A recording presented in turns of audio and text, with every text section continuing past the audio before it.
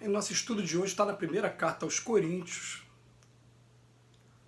A caridade é sofredora, é benigna, a caridade não é invejosa, não trata com leviandade e não se ensoberbece. Está no capítulo 13, versículo 4. E Emmanuel vem comentar na lição 163 do livro Vinha de Luz, O Irmão. Quem dá para mostrar-se é vaidoso. Quem dá para torcer o pensamento dos outros, dobrando aos pontos de vista que lhes são peculiares, é tirano. Quem dá para livrar-se do sofredor é displicente. Quem dá para exibir títulos efêmeros é tolo. Quem dá para receber com vantagens é ambicioso. Quem dá para humilhar o companheiro das obras, quem dá para humilhar é companheiro das obras malignas. Quem dá para sondar a extensão do mal é desconfiado. Quem dá para afrontar a posição dos outros é soberbo. Quem dá para situar o nome na galeria dos benfeitores e dos santos é invejoso. Quem dá para prender o próximo e explorá-lo é delinquente potencial. Em todas as situações, na maioria dos casos, quem dá se revela um tanto melhor que todo aquele que não dá, de mente cristalizada na indiferença ou na secura. Todavia, para aquele que dá, irradiando o amor silencioso, sem propósitos de recompensa e sem mescla de personalismo inferior, reserva o plano maior, o título de irmão. Vamos lá, Emmanuel pega hoje um texto que a gente conhece bastante, porque pelo menos eu que tive uma origem na Igreja Católica e que convivo o tempo todo por conta das famílias com o ambiente protestante, é um trecho da Carta aos Coríntios que é muito usado, que é muito lindo, é um texto dos mais bonitos, que vem falar, ainda que eu falasse a língua dos homens e a língua dos anjos, sem o amor. Vou falar em primeiro lugar sobre isso, né? Muitas traduções bíblicas estão trazendo a palavra amor, mas a palavra original que foi traduzida por amor, ela pode também significar caridade. E no estudo da doutrina espírita, mais notadamente, você vai encontrar o uso da palavra caridade, porque se tem percebido muitas vezes uma falsa interpretação sobre a palavra amor. Utilizou a palavra amor mais no sentido do amor conjugal, o amor entre um homem e uma mulher. Por isso eu particularmente participei de muitos casamentos ou muitos eventos de Dia dos Namorados, né, dia que estava se falando desse amor entre homem e mulher, e que se usou esse texto do Paulo de Tarso. Quando na verdade, quando você usa a palavra caridade, a caridade ela estende mais o conceito para toda a humanidade, para todos os seres humanos, sem distinção, né? Então fica mais fácil da gente entender. Então ele pega um texto que fala assim, leia-se o amor ou a caridade. A caridade é sofredora, ela é benigna, ela não é invejosa, ela não trata com leviandade, ela não se ensoberbece. E Emmanuel, olha, quando termina o texto, o último parágrafo do texto, fala o seguinte, quem doa de si alguma coisa já está melhor do que aquele que não está doando nada, cristalizado na indiferença ou na secura. Tudo bem.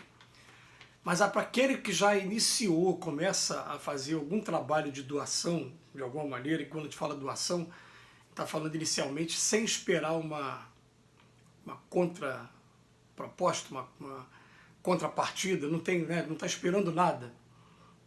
Ainda fica legal para a gente começar a analisar o que está por trás desse fenômeno, porque por exemplo, tem muita gente que simplesmente começa a trabalhar dessa maneira porque eu comecei a ler muitos livros espíritas e estou vendo a sorte das pessoas quando chegam lá do outro lado da vida. Então, será que eu estou vendo que a caridade, sem a caridade não tem salvação, sem o amor não tem salvação? Então é melhor eu começar a praticar desde agora. Está tendo um interesse naquela pessoa. E a gente percebe nessas pessoas, né, que normalmente a coisa não é natural ainda. Ela sai ainda no início por impulso de disciplina, por impulso de conhecer uma coisa nova, e às vezes até por reflexo da fé também. Mas a gente percebe pessoas que o simples fato dela estar ali envolvida na caridade, de alguma maneira, já é tão natural nela, né? Então ela já saiu dessa etapa inicial, ela já está experimentando as alegrias realmente de você estar servindo de alguma maneira. Mas ele começa a colocar para a gente aqui algumas situações que vale a pena a gente submeter ao nosso crivo aqui da razão, do bom senso e fazer uma autoanálise se a gente está se enquadrando em cada um desses aqui. Porque ó, o texto que ele pega hoje da Carta aos Coríntios, ele fala, ó, é sofredora, é benigna, não é invejosa, não trata com leviandade, não se soberbece. Então ele veio tratar esse tema sobre o aspecto mais negativo, mais de maneira educacional para a gente, para que a gente comece a vigiar também como é que está sendo o nosso trabalho, como é que está sendo a nossa proposta. Então ele fala, quem dá para se mostrar é vaidoso. Está querendo mostrar para todo mundo, ou então tem algum interesse por trás disso. Qual é o interesse disso? Mas tem vaidade. Para torcer o pensamento dos outros, para poder estar conquistando as pessoas, é tirano, está querendo conquistar, dominar as pessoas. Para livrar-se do sofredor é displicente. Vou dar logo para ele ir embora logo. É interessante a gente analisar, né? Quantas vezes a gente passa por isso, né? Principalmente quando está, falo no meu caso pessoal, estou sem tempo nenhum e de repente estou no trânsito, passa aquela pessoa e vem a consciência. É melhor ter dado do que não ter dado nada, tudo bem. Mas você quer logo ele se livrar, dar logo aquele dinheiro para... Já aconteceu, isso é claro, isso acontece comigo aqui, já aconteceu, né? A carapuça serve, mas cabe bonito mesmo, é o número certo aqui. Né? Quem dá para exigir títulos efêmeros é tolo. Títulos aqui da Terra, que se compara com os títulos do plano espiritual. Né? Quem dá para receber com vantagens é ambicioso. Aí realmente, quando a gente fala vantagem, a gente não está falando só de vantagens financeiras, pecuniárias, materiais, não. Muitas das vezes é vantagens de privilégios. Às vezes a pessoa quer disputar cargos dentro da sua instituição religiosa. Né? Quem dá para humilhar é companheiro das obras malignas. Aí é companheiro das obras malignas mesmo. E a gente lembra com muito carinho de algumas lições que a gente foi tendo com o tempo. Cuidado com a roupa que você usa, não vai para... Né, até o carro que você vai usar quando vai fazer alguns trabalhos na rua. As joias para não humilhar aquela pessoa que está ali recebendo. Enfim. Me lembro até de muito carinho do seu altivo, ele falando para a gente assim, quando vocês verem um morador de rua ou alguém que recebe cesta básica na nossa instituição, no McDonald's ou até mesmo em um bar, confraternizando com os amigos, não vamos ter pensamento de discriminação, nem vamos tentar limitar, dizendo, aí, está recebendo? Não, gente, aquilo ali significa reinserção social. Aquela pessoa estava se sentindo o tempo todo excluída por não ter oportunidade, agora o McDonald's para ela, ou então o barzinho, está significando que ela está podendo confraternizar. Vamos ser mais caridoso nesse ponto. Né?